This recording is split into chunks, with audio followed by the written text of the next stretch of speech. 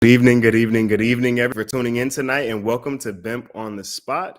I am your host, Taz, and as always, reminding you all to like, share, comment, subscribe, whatever platform you may be on, whether it's Facebook or YouTube. Make sure that you hit that follow button, the notification bell, so that you can be notified every time that we go live. I also want to remind you all that we had an excellent interview last week with musician Zealous, a good friend of mine. It was an awesome interview. Make sure that you go and check that out after you look at this. After you finish this interview here today. I also want to remind everyone of our Harlem Nights event that'll be coming up. Make sure you go to pre-register for that on mybimp.com. Now, as for tonight, we have a returning guest. He was on T-Shirts and Tea Tuesdays, an interview with Miss Rush, and tonight he will be here interviewing with me today. This is BRYON Jennings, CEO and founder of Next Generation Payroll. I'm excited for this interview. I know you're excited for this interview. You've been waiting on it all week. So without any further ado, let's get it.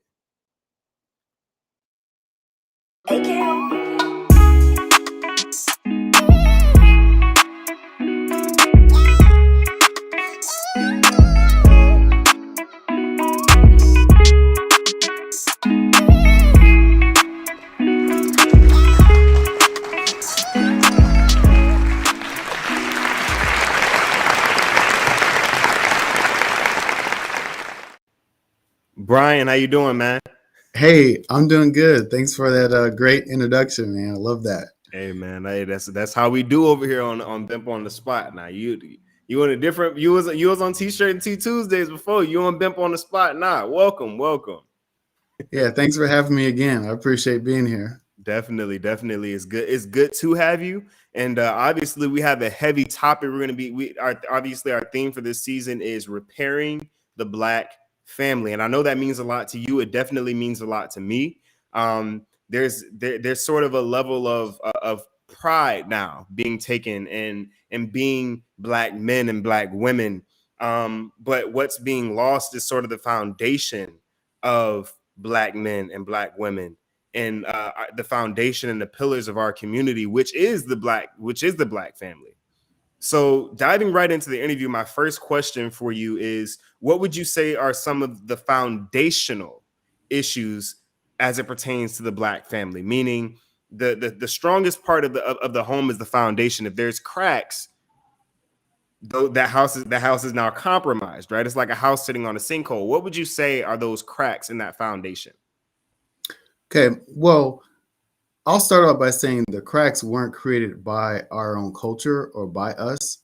I think the bigger problem is our history in America, right? Being the only ethnicity that was enslaved on American soil, then given freedom, but then also given roadblocks that persisted after slavery for decades, and having to rebuild after slavery, no 40 acres and a mule, no reparations for Black people, but reparations for slave owners, then getting into, all the other issues we had. We had vagrancy laws. So after we were free and you go look for a home, you went to prison. You had Jim Crow. There's Jim Crow 2.0.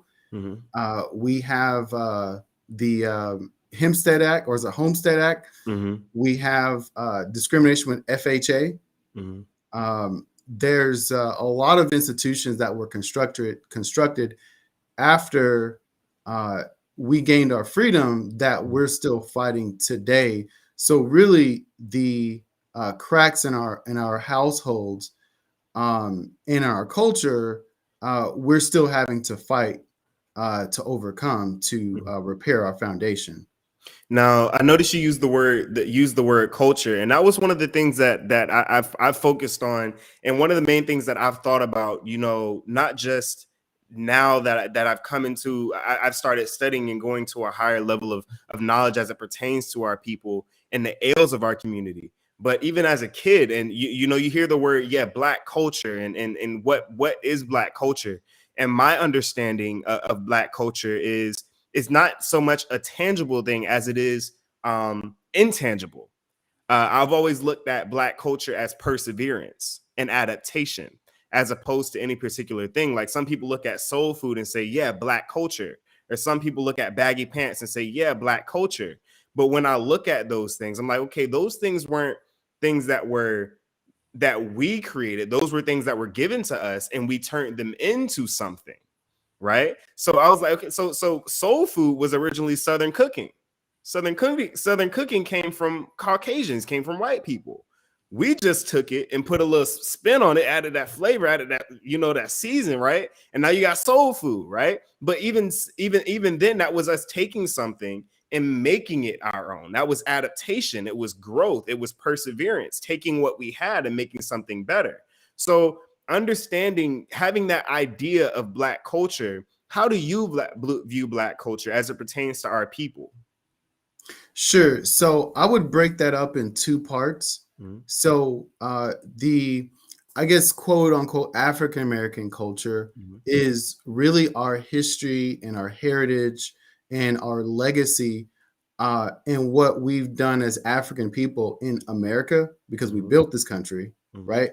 And one of the things I really look at is when Black History Month comes up and all of the engineers and all of the architects Mhm. and all of the pioneers that we had. I mean, there's a lot of people that had 50 plus patents, Mhm. right? Mhm. And patents that are still in place today, Mhm. and inventions that are still in place today. So really with the immediate culture and our immediate history is, we're a strong group of people. We've overcome so much.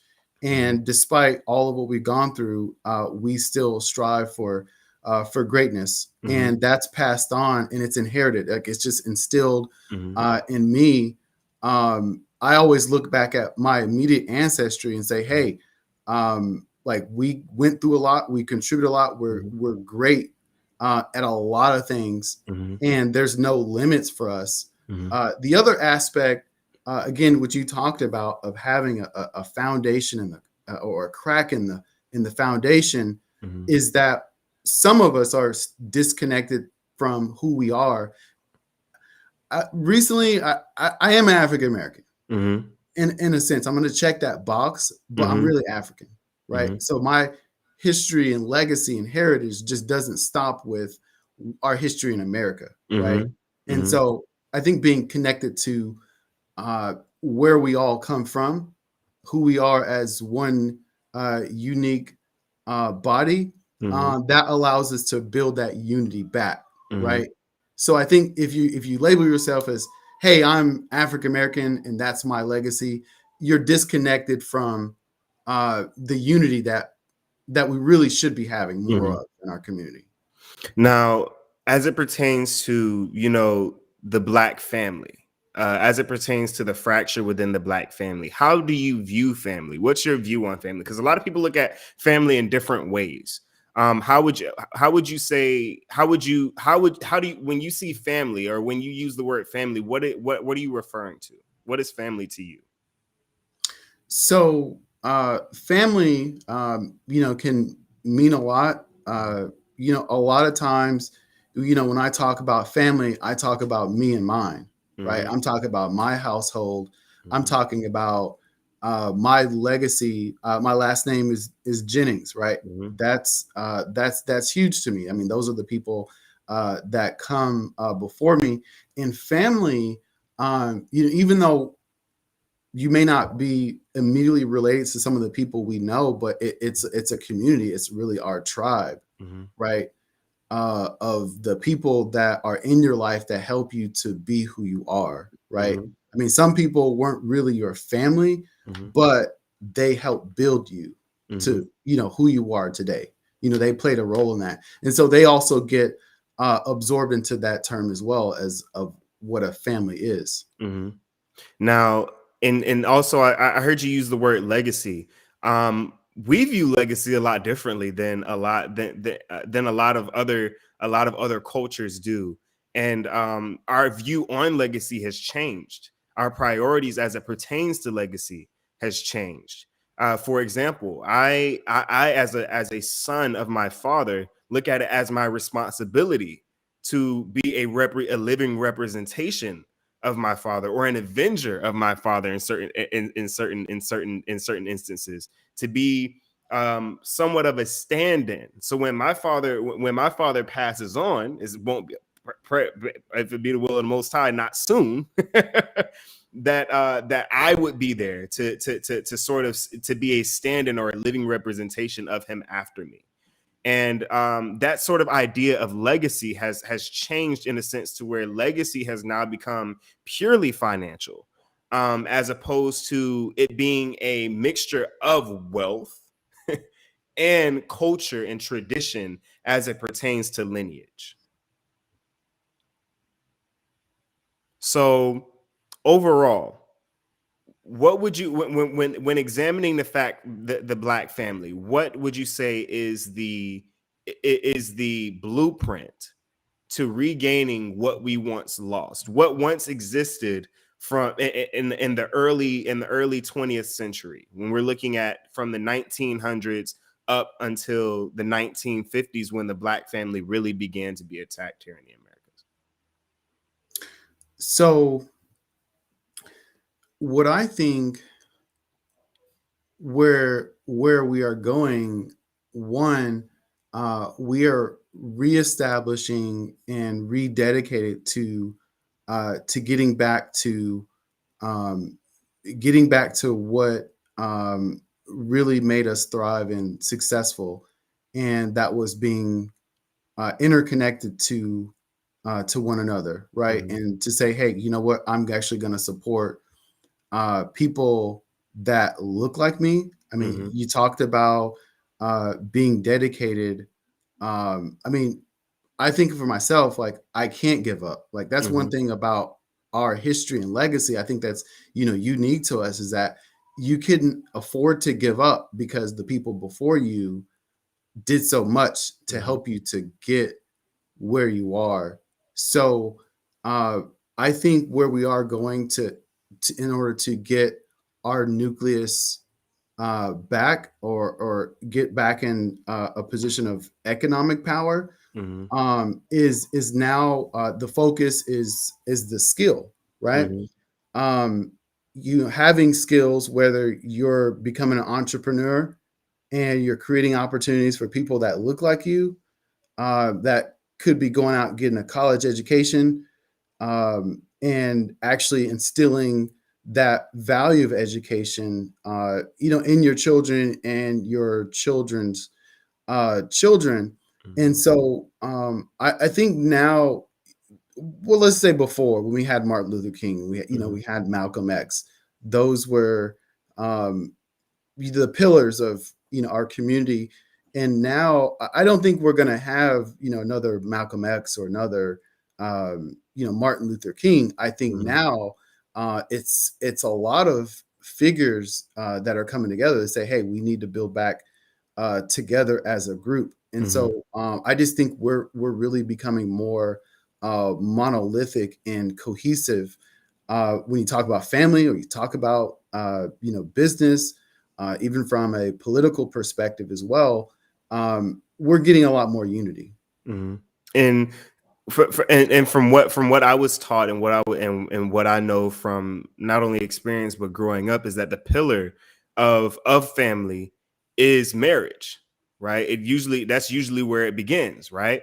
And from the beginning, even for those of us who have that understanding, is family was created as somewhat of a business agreement for legacy, right? It's like, okay, we're coming together to create legacy, right? Now, what are your views as far as that goes, as it pertains to the importance of marriage, as it pertains to the importance of marriage as it pertains to family? Well, marriage is a wealth building institution in and of itself. Mm-hmm. That's how every culture has amassed wealth, Mm-hmm. is through a strong family unit and that Mm-hmm. commitment, between a man and a woman, and actually having offspring that actually perpetuate, kind of perpetuate a particular belief system that, like I said, you grow your wealth with future generations. But I mean, marriage is it. Mm-hmm. That is the way in which you can build wealth, because it's easier, right? It's easier with two as opposed to one, right? Yeah. It's a lot easier. All your bills are cut in half. If you got, two working people in the household, right? Mm-hmm. It's easier to accumulate. It's easier to be successful with a supporter. And as an African American man, I've been married 10 years now. Since I got married, right? I've Mm-hmm. never been late to a appointment, period. Never. I've been on time or early, and I've been prepared, right? I like Right. to prepare ahead of time. I like to plan things out. But thanks to my wife, I mean, I have a lot less stress. Life Mm-hmm. is a lot easier having someone to support you Mm-hmm. in your own household, right? Mm-hmm. Having peace in your own household. I mean, that's just wonderful to have. I mean, Mm-hmm. it's just so much easier to achieve in any aspect of life, having the support of Black women, right? Mm-hmm. I mean, it's just amazing to have. One of the foundational cracks we talked about, you mentioned it, is marriage. Mm-hmm. um Now, if you uh have leaders or people that look like us perpetuating cycles of poverty, right? And people, what I'm talking about is entertainers. Mm-hmm. Specifically, if you have men going around devaluing women, Mm-hmm. right? And that woman is only valuable for the next whatever 6-hour period that you know them. Like, hey, Mm-hmm. I got something out of her and she's gone. That doesn't build wealth. I Mm-hmm. mean, having, I think about It this. doesn't build or sustain wealth. No, I mean, you lose it. I mean, Mm-hmm. your wealth is divided, Mm-hmm. right? I mean, you actually don't, um, you make it harder to actually build wealth, right? Mm-hmm. So, You become a again, target. You become a target as opposed to, for Black women, you become a target as opposed to an asset or a goal, right? You understand what I'm saying? I'll put it like this: we have this, a lot of Black people have what they call relationship goals as it pertains to what they see as power couples, right? And they look at these power couples, and they don't view power couples as targets, but they view single Black men, and they know how they live, as targets. It's like, okay, I can have a baby with this person because this person isn't getting with people for legacy. They're getting with people for looks, right? So now you become a target, and now like you said, you can't build or sustain wealth that way, because now you're doing what? You're paying alimony, paying child support, right? You've now be and how many brothers have we seen work hard, whether it be in the entertainment industry, or whether it be in the business world, who work hard to get to a certain place, and wind up going broke over things like alimony and child support payments and different things like that. right. I mean, even to think of the child. I mean, the child no longer Mhm. has that advantage or that love and the nurturing that's provided by having a two-parent home, Mhm. right? I mean, we at one point, I mean, I think out of wedlock, I mean, couples that are out of wedlock or children Mhm. being born out of wedlock was like down at the 20%, Mhm. and that number jumped up significantly. I mean, I think 70%, Mhm. children born in households, maybe that's probably like, early 2000s, like Mhm. 70% of our households. I mean, there's children being born. They're not being born in two-parent households, Mhm. And the view of family changes at that point, Sure. right? Yeah. And And go ahead.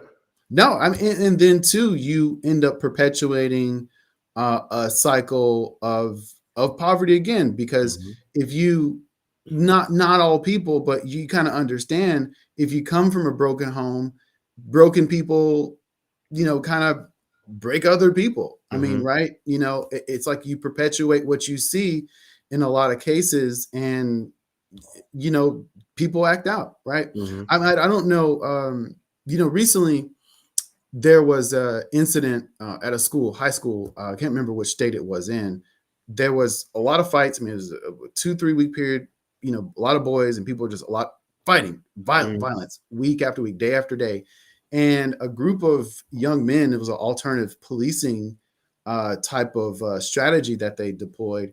A group of African American men came into the school and talked with a lot of the young men, just mentored them, check in on them. They were there all throughout the day in school, and the violence went down. I mean, that school became very peaceful, and the academic performance went up, right? And just having, if you didn't have someone like myself, I didn't necessarily have a male figure in the household, but I had people stand in the gap, and that made all the difference. Made all the difference in my life. And that's one of the important things is what is particularly, I'm of the belief that that man was made for woman, woman was made for man, right? So, and when you look at, and even when you look at the creation as it pertains to Adam had all this work to do, all this ground to till, all this fruit, all this herb to harvest, right? But at some point that work became too much, to where the Most High said, listen, it's not good for man to be alone. And he made him a helpmeet, right? It was the reason she was called a helpmeet. Help him meet his goals, right? Help him get this work done, right? That's the family business, right? And from that point, a lot of people don't realize, watching in Genesis chapter 2, is that you're seeing the first semblance of family wealth. You're seeing the first family business, right? You're seeing the first legacy, right? In a sense. And that blueprint was followed all the way up into a particular point. A lot of people learned that legacy, learned the idea of legacy and family unity from us as Black people. There's no family unit on earth that was stronger than what our people possessed.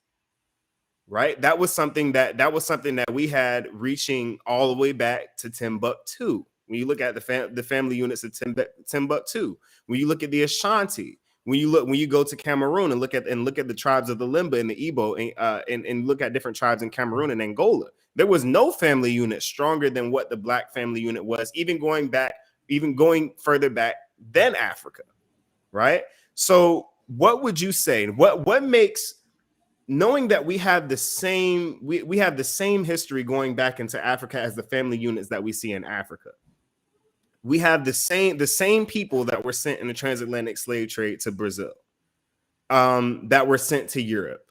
Why is it that the family units in those countries are stronger, that the marriages in those countries are stronger, and the idea of legacy is more powerful there than here in the US? What has the United States done to the Black family to cause for the family unit to depreciate over time?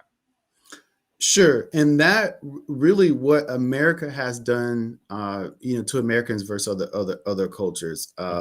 Really, the machine that was put into place.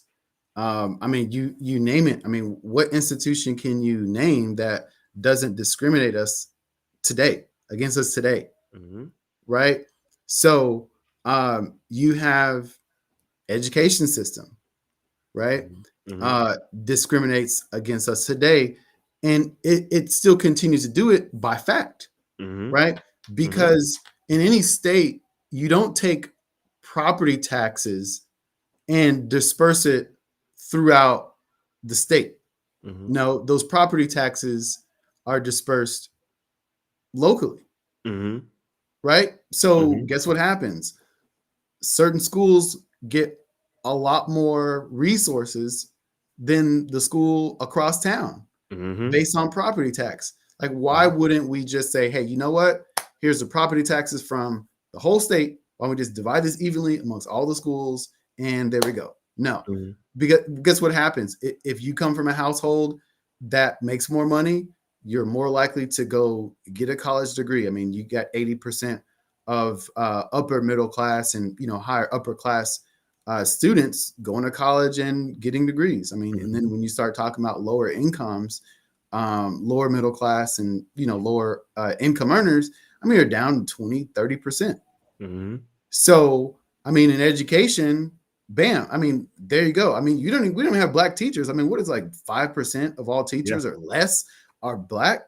Yep. That's a problem. Like, is our government saying, hey, let's go ahead and recruit more minority teachers across the board? No, they're not. I mean, you think about housing, right? You give away Homestead Act, and you look that up.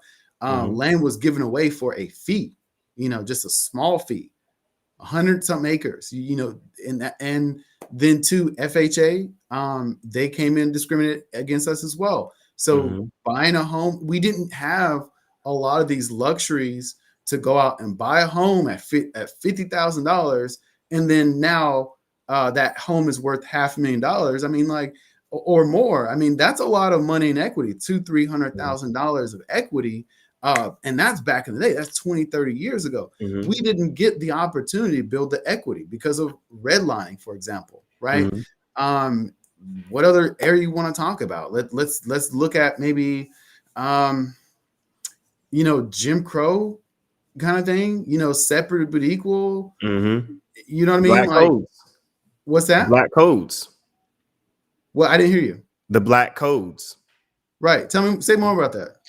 The black codes had a lot to do with criteria that they knew black people could not meet. And because black people could not meet those particular standards that white communities could reach at that time period, they used them as a pretext to go into black communities, take their children, imprison black men, or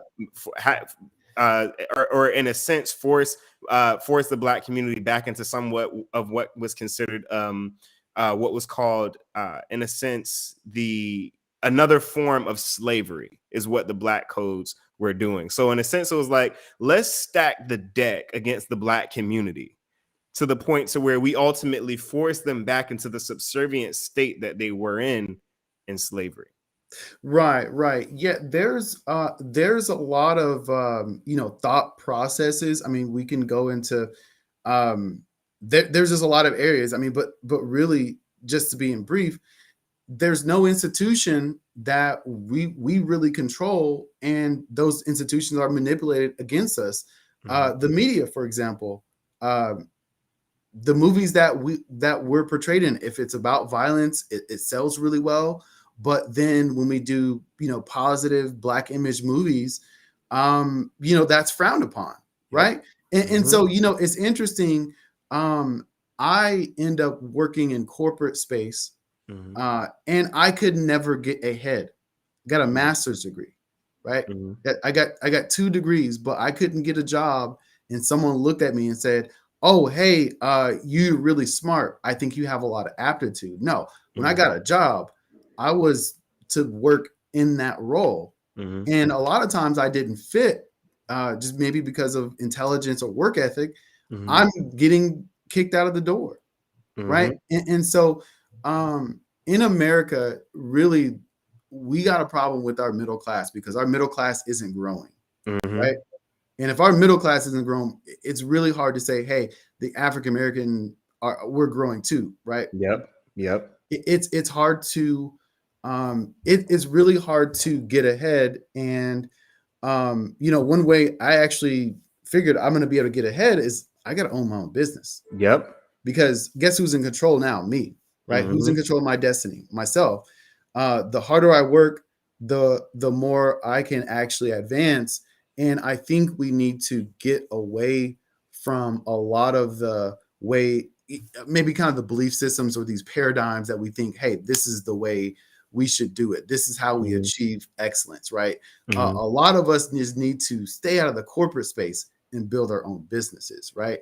A paycheck, right, can be used as a tool to just say, hey, you know what? Give up your dreams, right? Just go ahead, give up your dreams and have some comfort. You have a decent lifestyle, but build my empire. And that's it. And so in a sense, it's sort of separating ourselves. And I remember one of the conversations that we had earlier was about being a leader and not a follower, and being able to step out. Because part of it's sort of like what you said earlier. I want to give this example, and then we're going to take a quick break and come back and really get more into this. Is the entertainment industry. The only time when a movie is popular is when it's portraying us in a negative light. You watch movies like Snowfall. You watch movies that portray us as drug dealers or crime lords. Movies like American Gangster. Those movies are very popular, but when you look at things that portray the Black family in a positive light, it doesn't get the same publicity. It doesn't get the same traction, doesn't catch the same traction as the ones that portray us in a negative light, which in a sense contributes to the idea of a toxic culture that we have. And it continues to, even in entertainment and even in the entertainment industry, sort of deteriorating what our idea of family and legacy looks like. Right. And it's really hard to get ahead because America, the world looks at you as if you're a criminal, you're not intelligent, and you have nothing to bring to the table just because of what was portrayed about us in the media. And so when we do get in positions to really help organizations and move up the corporate ladder, you hit a glass ceiling really fast. I mean, that's a very monolithic experience with African Americans, like moving up in corporate. Like, why can't we move up in corporate? Because you think lesser of me because you watch these movies. Exactly. Right? Exactly. I mean, let alone the whole prejudice and feeling like superior, feeling superior to us, right? Because that's something that's passed on as well, right? People just think automatically because of what slavery, like we're lesser than you. I mean, we've been free a long time, and now people say, oh, your Black business, oh, it's not going to be up to par. And that's I can definitely identify that, especially with one particular part that you were saying, where you're talking about the way people view us. They only get those views through movies and television and entertainment. And I can, like I said, before we go to break, I can testify to that because I went to a school. A lot of people don't know. You see different ethnic communities, white communities, Asian communities, Indian communities on a lower level. But what you have to understand is when you get into the corporate world, these are corporate people. So when I wound up I got a scholarship to go to a private school where you see those children who are from corporate families, who come from communities where they don't see Black people as much. All they knew about Black people was what they saw from me and from my family. So so it basically shows. So and it was sort of a culture shock because they're like, oh, hold up, you're not what you were in the movie that I saw. Right? So you have these same people who get their idea of what a Black person is from a movie. Now they're in the corporate world and they're handing out jobs. It's like, oh, the only person I've only seen Lil Wayne's before. I've only seen Lil Wayne's or I've only seen the Kanye West. I didn't know Black people acted like you before. And people in our community oftentimes forgets that element of society exists. There is a part of culture, of other cultures that have no idea who we are on ground level. Now, I want to go to break. We're going to get back. We're going to get more deep into this into the second half of the interview. You all make sure you stay tuned in, like, share, comment, subscribe, and we'll be right back in a couple moments.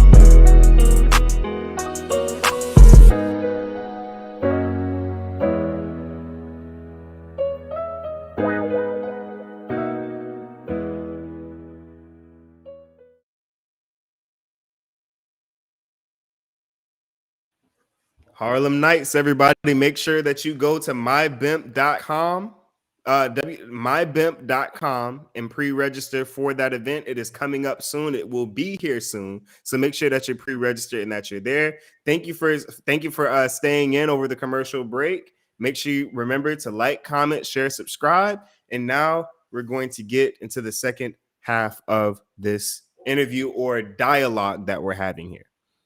Now we talked about earlier the pillar of the Black community, and one of the things that we brought up as it pertains to marriage is the way that the Black community, or the way the next generation views marriage, has changed because of what particularly we've seen, as it pertains to, when you spoke about 70% of children being born are born out of wedlock. So knowing about that, and majority of children not experiencing what it's like to live in a two-parent household, how does that affect the way marriage is viewed? Change the way our people view marriage in the coming generation?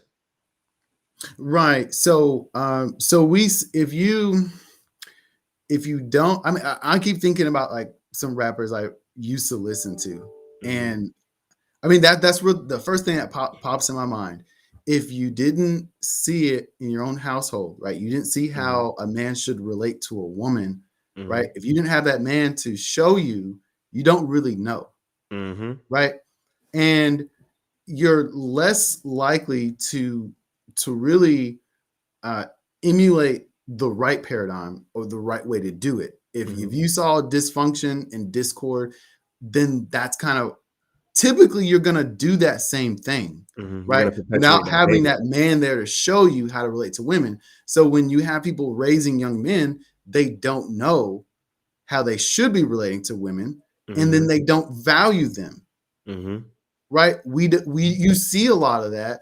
I don't want to say that we're moving toward, more of that where we have less, where we have less traditional nuclear families. I think we're actually moving the opposite direction, right? As we make the economic changes, I think we're moving backwards, where we're actually going to see more nuclear families, like where you do have those two-parent households, or you have people really trying.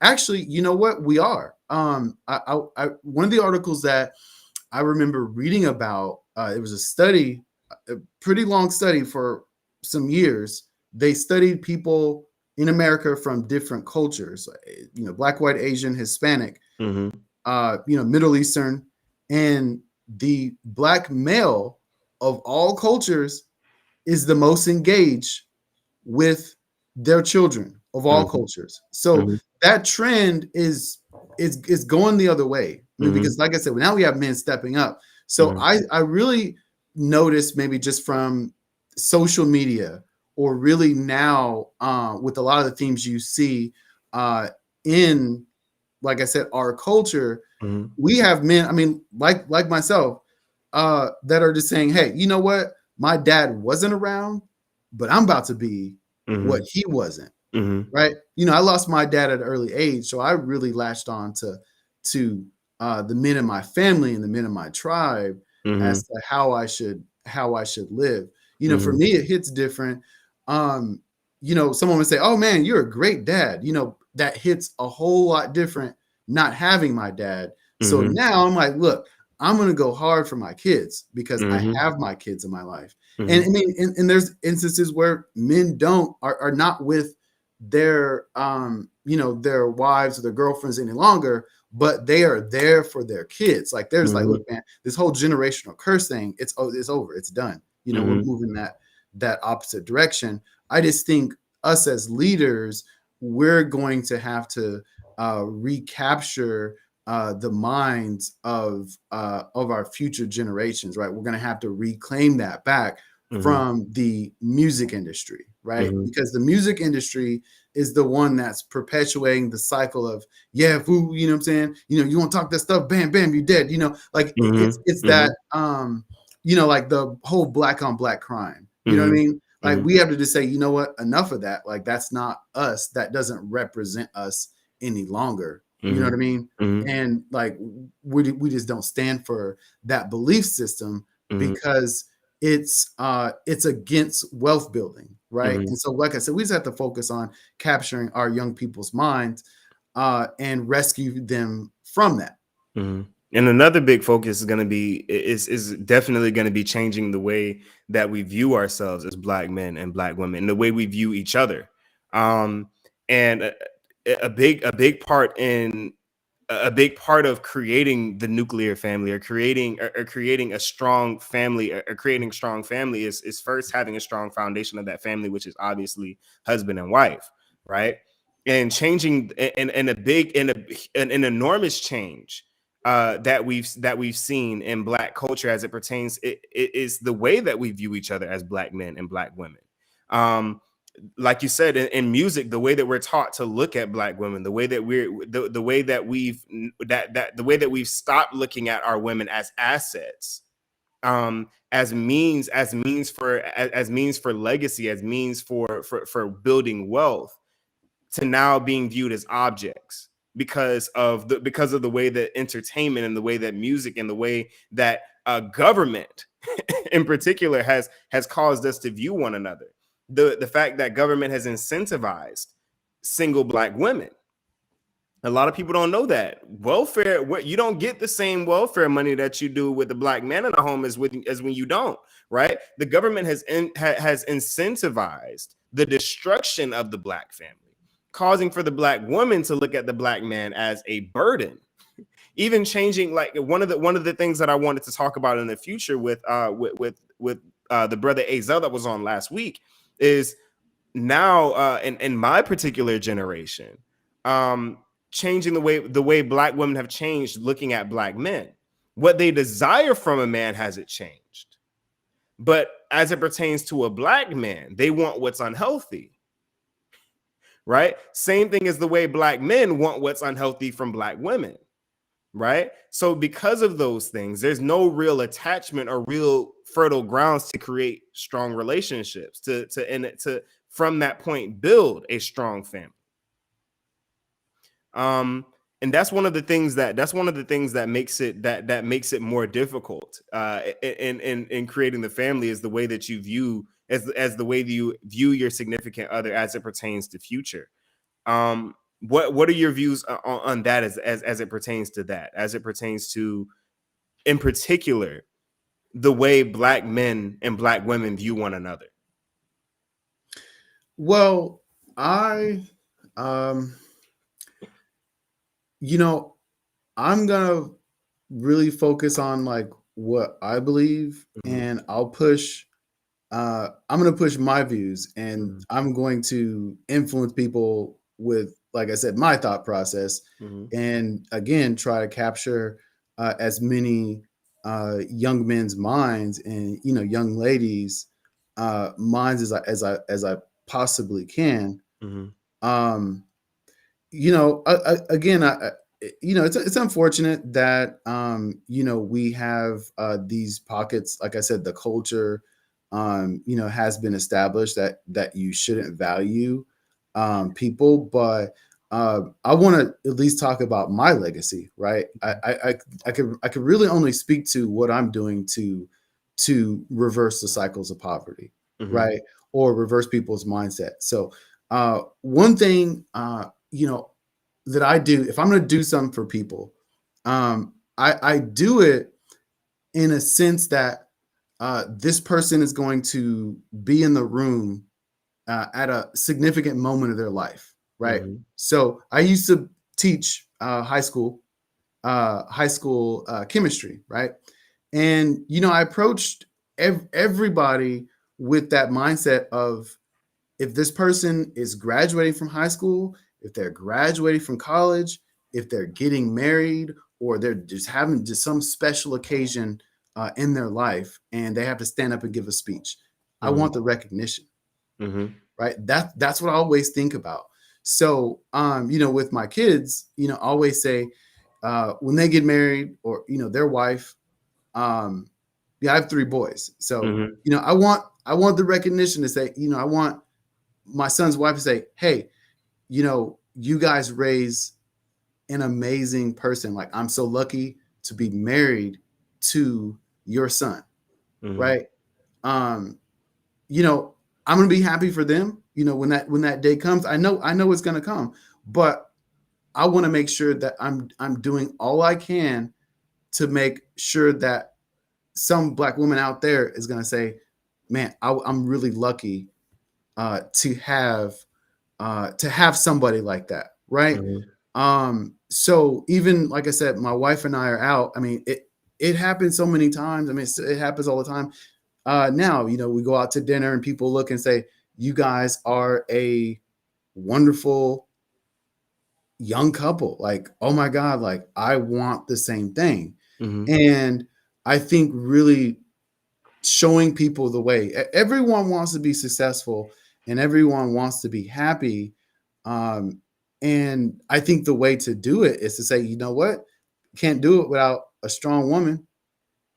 You can't do it alone. Mhm. So if there are things that you want in life, it's better. It's better with two. It's better with someone else Mhm. that's walking alongside of you. And so I am going to get a Porsche maybe next year after they start making um, chips to put in cars. So you can actually go buy a new car. But I Mhm. really do want a Porsche. I mean, it's a nice car. I mean, I'm going to Mhm. enjoy it. But Mhm. really, I want it as a symbol to show people, hey, I made it. But Mhm. again, how did I make it? Well, it Mhm. was because of my wife was there to help me the whole time, Mhm. right? So that's what I'm really wanting to portray every opportunity that I get, and I get to mentor someone. I'm going to tell them that it's the way. The Bible was you said it, like you start talking about the book of Genesis. Mhm. When you talk about the structure, I believe it's a Second Corinthians chapter 13. I believe Mhm. um, it talks about the structure of who's in charge, right? Mhm. So it starts with the woman, right? Mhm. The woman's boss is the man. The man's Mhm. boss is God, is Jesus, and I think Jesus' Christ boss and is then the Most God, High. Mhm. right? Mhm. There's an order The chain of of command. Mhm. chain of command, Mhm. but it goes on to say that again, you said it, a woman is made for man, right? Mhm. But to a man, the woman is the greatest glory. It's never Mhm. gonna get Mhm. better than a woman, right? It's like I Mhm. said, that's gonna be in your household supporting you. It never gets better than that. And Mhm. you know, I want to challenge young men that are getting into relationships, not to say, "Oh, I'm just gonna see what I can get out of this girl," and you know how soon I can get it. Right? Mhm. That's not the end goal, because you can get Mhm. that every day if you're married, right? Like, Yeah. come on now, like you just Yep. roll over, huh, and That's then called marital there you duties. go, right? Right? The marital Um, duties. You know what I'm saying?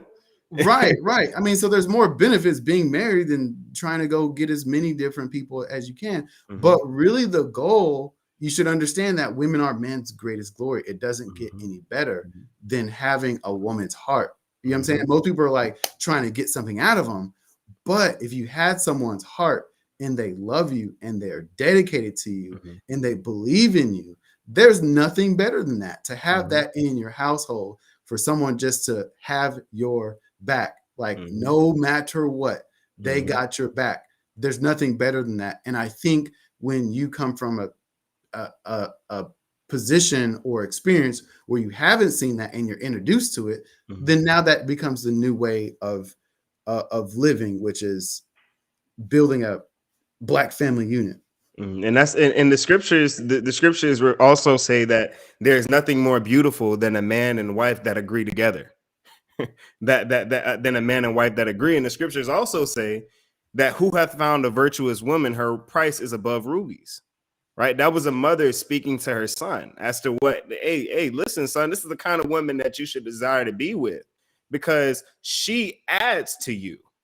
Right? There's nothing better than a good black woman to have your back when you need her, or and you be there for when she needs you. So it's important that you brought that aspect out. The biggest part, one of the biggest aspects, and you referred to it at the end, one of the biggest aspects of repairing the black family is changing the way that we view one another, not objectifying, not viewing them as a tool, but as an asset, as a partner. Because now at that point, now you can actually achieve something.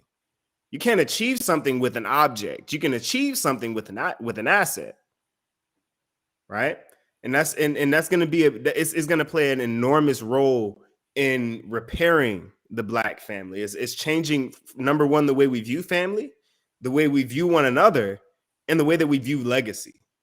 What we want for our legacy, and what we want, and what we want our names to be, when when we're gone, what we want our name to what we want our name to mean when we're gone. Right? It's the same thing as like when you think about Disney, there's a lot of stuff to think about. Disney's legacy is huge. Disney has no lack of legacy, right? And but that's the fact of the matter is that they prioritized legacy. Right. So one of the last questions that I wanted to ask you before we go ahead and sign out for the night is, how is Next Generation Payroll contributing to the repair of the Black family? And what is it that and what is it overall that you're doing as it pertains to the Black community?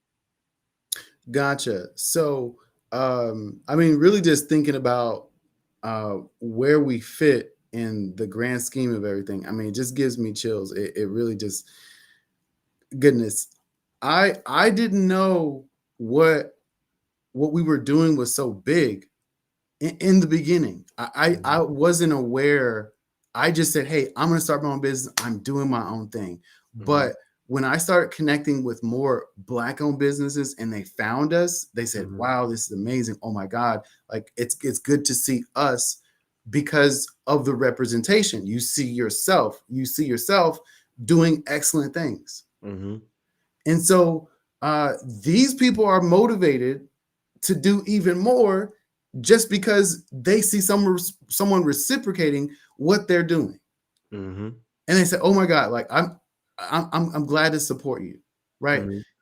It's just amazing because there's so many levels to look at this, right? Because when you look at it from our history in America, what we've overcome, right? We've had to start over many times. Slavery, freedom, prison, like that whole prison industrial complex. Like I said, we talked about the whole Jim Crow. You talked about the segregation. We still have the domestic terrorism.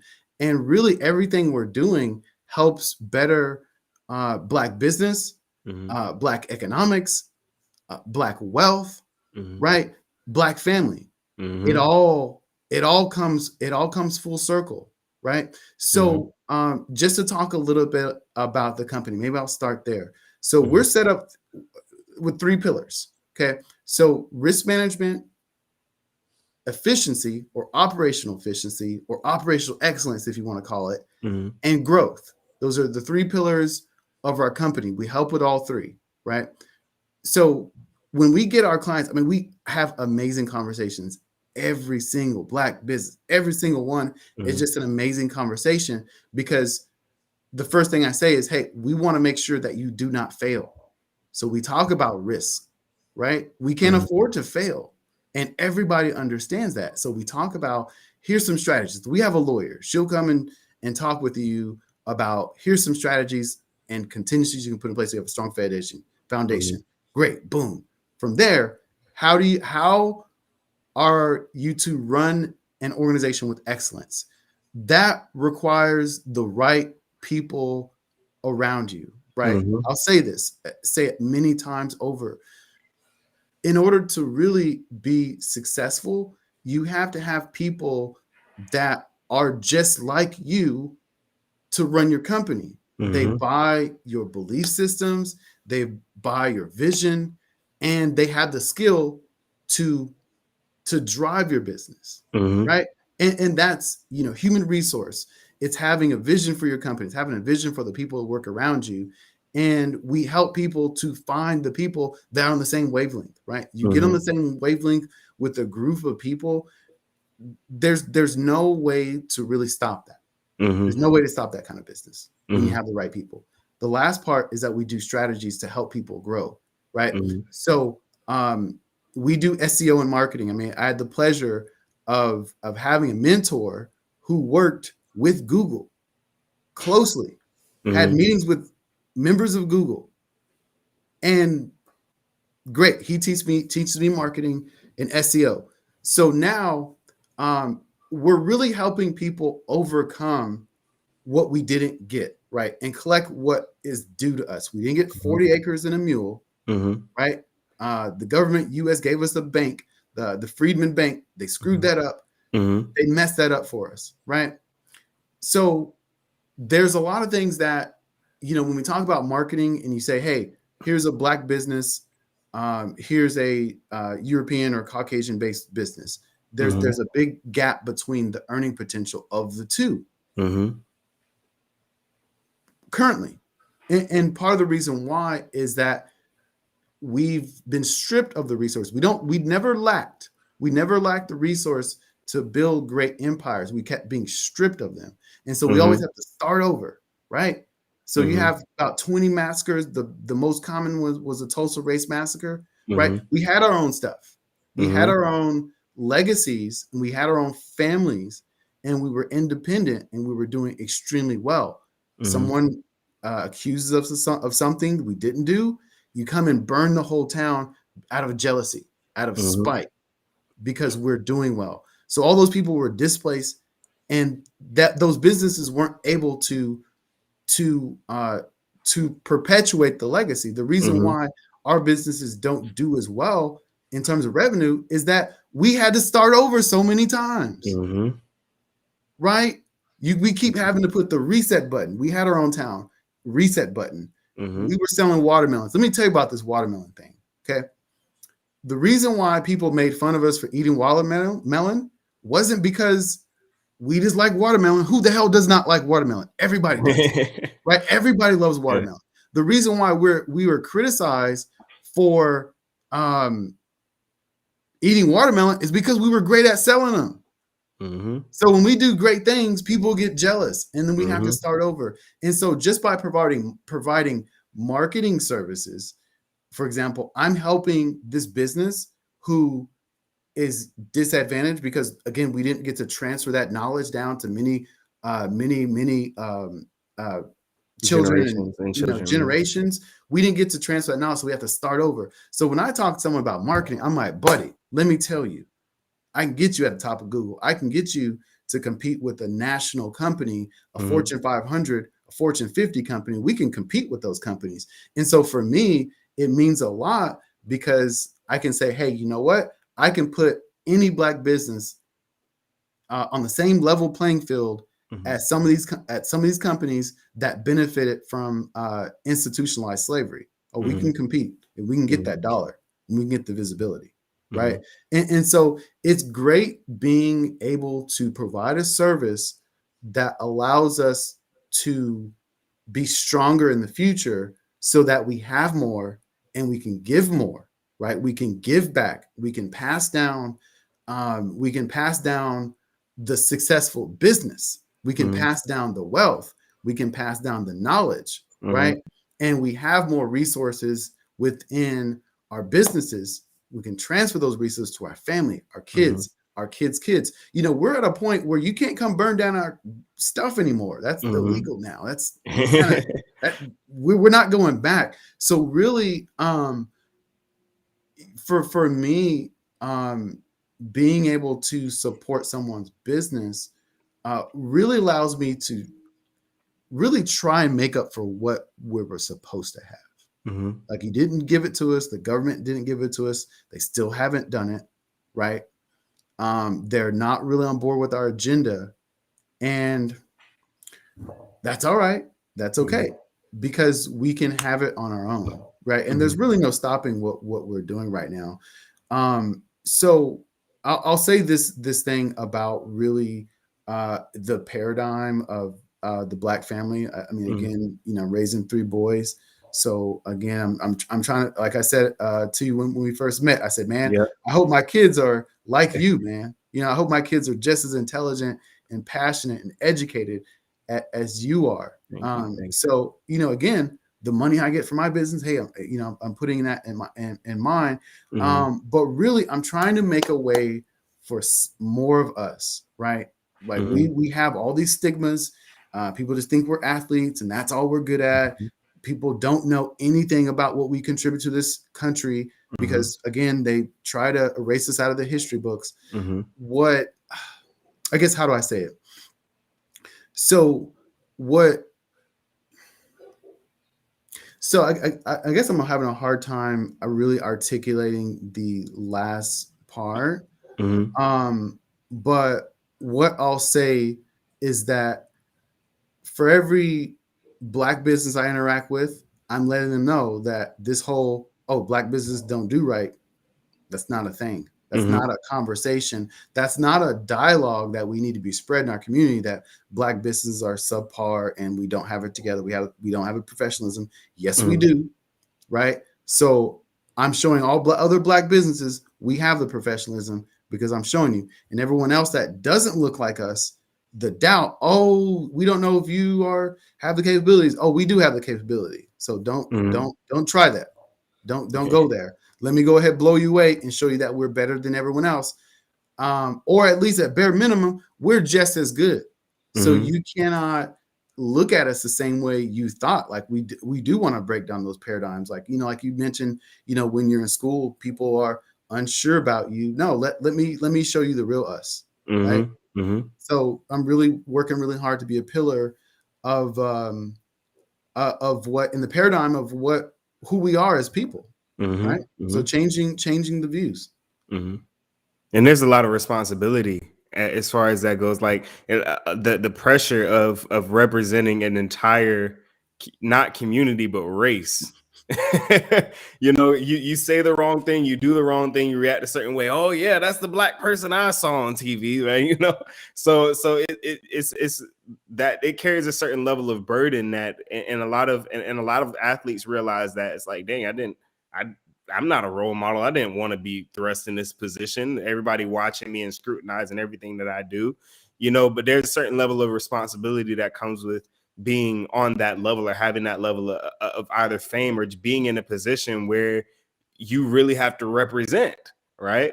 Now the final thing, we talked on the phone a little bit earlier, and you said that you want to teach people to be leaders as opposed to followers. And I know that you were speaking in terms of business. What would you say to those who are sort of teetering between staying in the corporate world and stepping out on their own and building a legacy and building something of their own? Gotcha. So,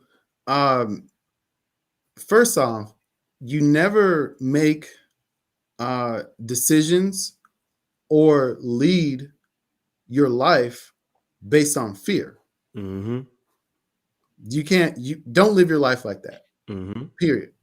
Wondering what people think. People are important, right? Like in life, I mean, you think about the people that are important to you, it's very few, right? You really, you have to think about what's best for you, what's gonna provide you peace and happiness and prosperity. So again, have some confidence. Have some confidence that'll work out. People may ask God for, oh, bless me, give me something, and that come on now. Like let's get off that high horse of God's gonna give me and provide for this and just make all these ways. That doesn't require you to do any work. Right? Go ask God for some wisdom. Right? Go ask God for some wisdom. That's easy. That is in the Bible. Ask God for wisdom, he'll give it to you, right? And really to do great things, there's much required of you, right? I'm not a follower by any sense of the imagination. Right? I'm a leader. I believe, I have the confidence, I have the vision, I believe God gave it to me, I act on it, right? And you really don't live in your own comfort zone, right? So that's what I have to say. Step on out there. Yeah, man, definitely. I mean, that's another huge thing, is that a lot of people view God as a butler. You just ask and he goes and gets. I mean, one of the scriptures that I live by says that the Lord has given the power to obtain wealth. Notice it didn't say that he gives wealth. It says that he gave you the power to obtain wealth. That means that he gives you the tools, the gifts, and everything that you need to gain wealth, right? That means that some legwork has to be put in. Faith without works is dead. And on the same wise, works without faith is dead. is dead also. So there needs to be a little bit of compromise there. We have to go out and actually stand and say, listen, I've not been given a spirit of fear. This is a gift that I have. This is something that I know how to do. This is a trade that I obtained, whether it be through learning or even trades are learned through YouTube these days. Go and figure out what your niche is, what your gift is, what it is that the Most High has placed in you, and use that to maximize and obtain. Like you said, pray for wisdom. Pray Right. for the I mean, power to obtain wealth. the success is gonna come. The success is Mhm. already laid out for you if you just ask for the wisdom and you do the work. Mhm. Mhm. I mean, it's not necessarily going to be easy, but I mean, like I said, running a business is not, but wisdom allows you to prepare for the worst before it ever happened. Mhm. Right. And then too, wisdom. I mean, this great thing is like it's called experience and life and time. Like God Mhm. gifted us with Mhm. time. Someone already used some time and messed up, right? Yep. Right? You can borrow someone else's time. Hey, you Mhm. tell me about your experience where you messed up, and I'm not going to do that. I'm going to do the Mhm. exact opposite of what you did. When you messed up, Mhm. yep, you messed up. I learned from it. Mhm. Guess what? But that's wisdom. That's wisdom. Mhm. Mhm. And that's one thing that for the viewers that are 20 that are 30 and younger, don't neglect wisdom. That's one thing. Wisdom is just knowledge applied, right? The fact of the matter is that a lot of times my generation in particular gets into this mindset of, well, I have to live and learn. That's stupid. Living and That's learning is ignorance. stupid. That's That's a good way to ignorance. be broke. That's a good way to go through more pain, heartache, and error than you need to. Right, but that's not how you do it. That's a paradigm that the world Mhm. teaches you. You don't in business, you don't get resets in life. You don't get Mhm. resets. Oh, I got to live and learn. Someone Mhm. already lived and learned. Exactly. They That's all why elders the, are so important to every other community. That's why elders are so important, because you hey, go to them hey, for wisdom. right. That's a pillar of our community that we need to implement more of. Mhm. Right, right, Mhm. right there. Lean on other people's experience, and Mhm. like I said, you go from there. And I'll say this, I guess probably one of the last things I'll say. Mhm. If you're talking about entrepreneurship and hey, I'm worried, I'm concerned, it's called a business plan. I know, I know businesses that started by a written plan and they thought it out and they put it on paper. It's like this manifestation.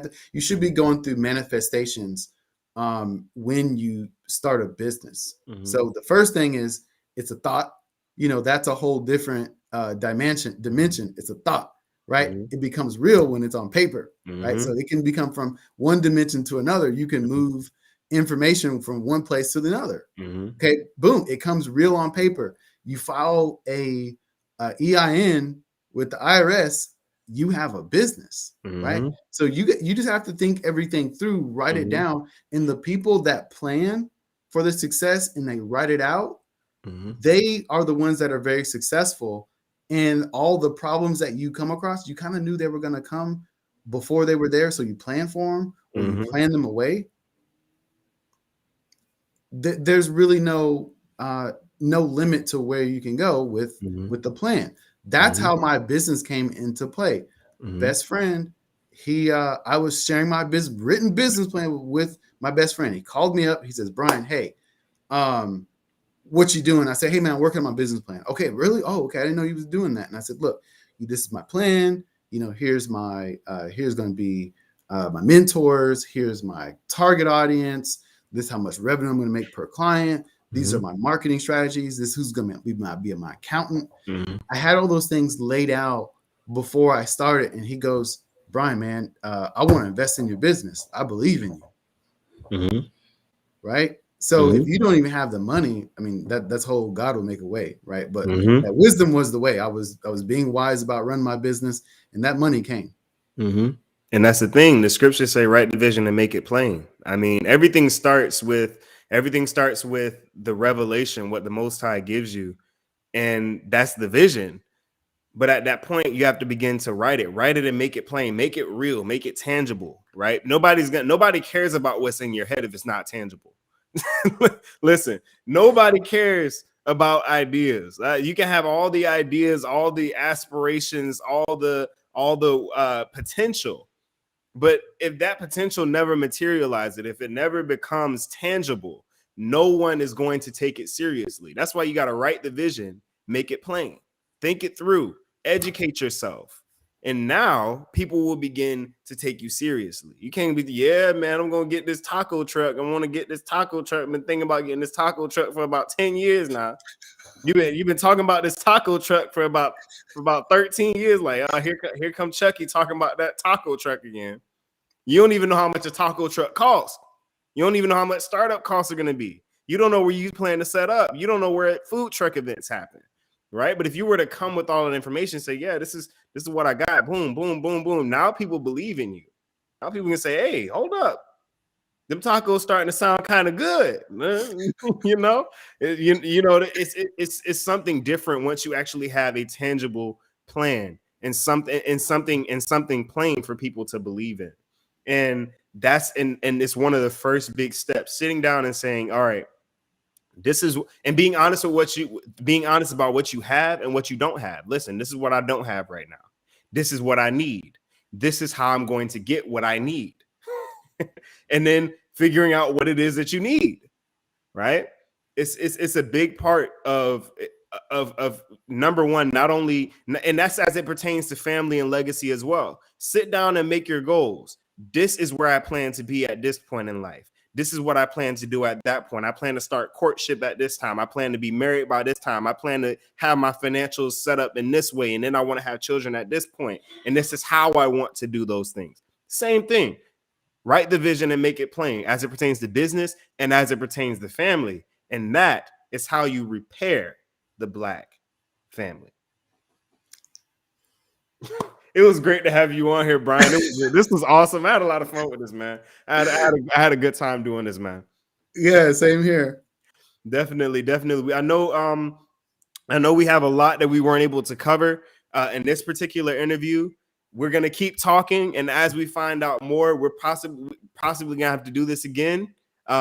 There's some ideas that I have that to where we can continue to have these conversations and do more expounding and just sort of be able to flow off the cuff a little bit more informal. We're gonna have to do that soon because this was an amazing interview. We had a lot of great dialogue, and from what I've seen, the people who are watching had a good time as well. That's good. Yeah, I'm happy to come back and do it again. Awesome. Is there anything that you would like everyone to know before you go? Well, I'll offer it. Before I go, visit us at our website. It's ngpayroll.com. Look up nextgenerationpayroll.com. Mm-hmm. And we're happy to talk with you. I mean, if you have some reservations about, where your life is going and, you want to, talk, about, building wealth, happy to talk with you. Go on our website, contact us and request a general consultation. We're happy to talk with anyone to help you to realize some goals or discover some things about yourself you didn't know. Mm-hmm. And that's what it's all about, everybody. You see his website right here. Make sure you go NG Payroll and check him out. Make sure you reach out. He does not bite everybody, and have a conversation with him and make some things happen. Remember, this is the goal: repairing the Black family and building generational wealth. I want to thank everybody for tuning in tonight. Thank you for all those who stuck around. Make sure you hit that like button, like, share, comment, subscribe to let everybody know that we were live and that you tuned in here tonight. I also want to remind you all that next week on Tuesday, Miss Rush will be live on T-Shirts and Tea Tuesday with Coach Sekou Obadias next week at 6:30. Tuesday at 6:30. Make sure that you are there. We will also be back next week with another special interview on Thursday at 6:30. So make sure that you have your reminders on so that you know when we are live. And again, we also had an interview last week with Zealous. Make sure you go and check that out. That was another great interview that we had. And as it pertains to our Harlem Nights event, it is coming up this year. It's coming up fast. Time has been moving by real quick. So make sure that you go to mybimp.com and pre-register for that event. Thank you all once again for tuning in tonight. Thank you, Brian, for coming on the show. And all of you, be blessed. AK.